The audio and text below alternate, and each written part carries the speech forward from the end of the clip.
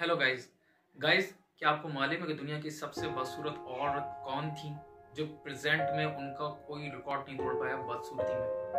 आपको बात तो सुनकर बड़ा अजीब सा लग रहा होगा, बदसूरत में भी कोई रिकॉर्ड तोड़ता है। जी, लंदन की एक लेडी जिनका नाम मैरी एन बीवर था, जो 1874 में पैदा हुई थी और 1933 में उनकी डेथ हो गई थी। मैरी एन बीवर उस पीरियड में अपने पीरियड में बहुत ज्यादा खूबसूरत थी, मगर हुआ ये कि 1903 में उन्होंने शादी की थॉमस बीवर से। उसके बाद उनके 4 बच्चे भी हुए थे उन्हीं से।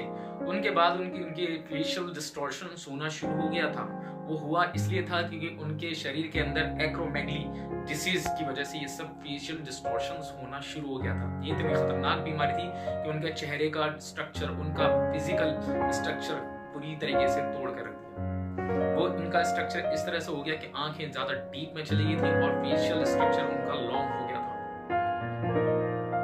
ये इस तरह से उस बीमारी से गुजर ही रही थी कि उनको एक और सदमा उनको लगना था, जो वो थॉमस बीवर की डेथ हो गई थी एक्सीडेंटली। अब उनके साथ 4 बच्चे थे और वो फाइनेंशियली इतनी ज्यादा वीक थी कि वो अपने बच्चों को किस तरह से परवरिश करें। इस बीमारी से पहले वो एक अच्छी डॉक्टर्स भी थी, तो वहां लंदन से उन्होंने नर्सिंग भी की थी और किसी हॉस्पिटल में डॉक्टर्स भी थे।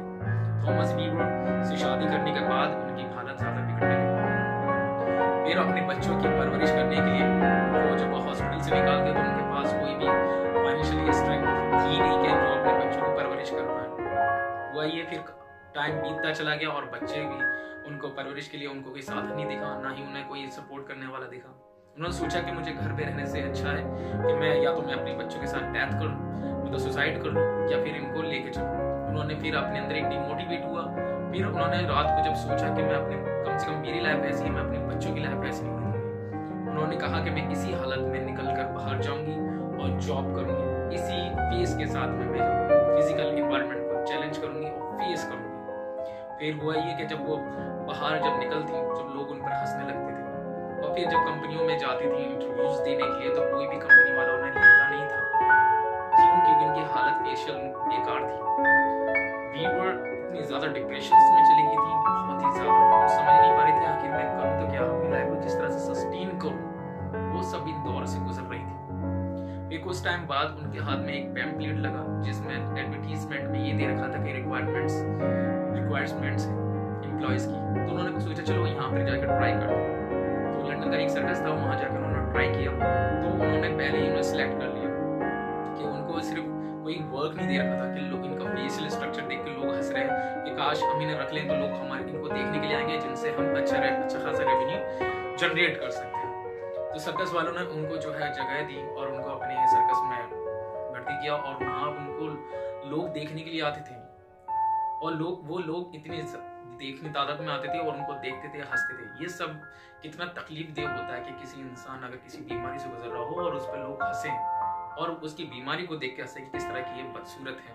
तो एगलिस्ट तो इतना ज्यादा उनको बियर करना पड़ता था लोगों की इन बातों को, लोगों के हंसने को, बहुत ही ज्यादा।